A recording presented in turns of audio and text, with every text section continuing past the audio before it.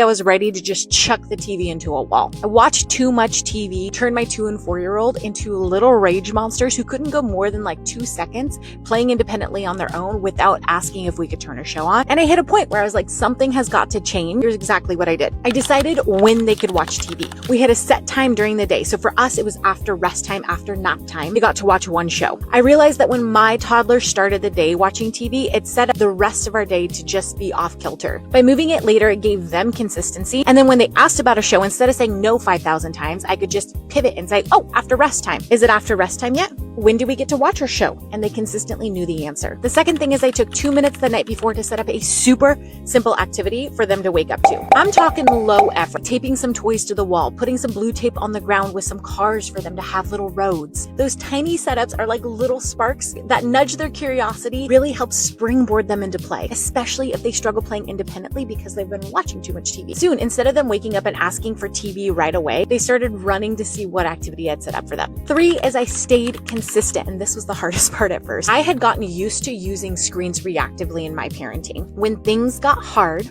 I turned on the TV. And I own that. I'm not saying never to do that, but I did it every minor inconvenience. I needed to do a chore, turn on the TV. My kids were fighting, turn on the TV. My kids were crying, turn on the TV.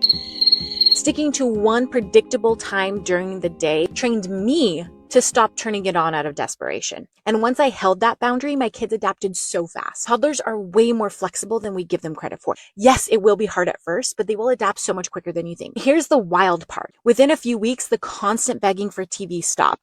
They actually started playing again and being able to play for longer stretches of time. Their attention spans grew, tantrums got shorter, less frequent. The thing that I thought was making parenting so much easier for me was actually making parenting so much harder.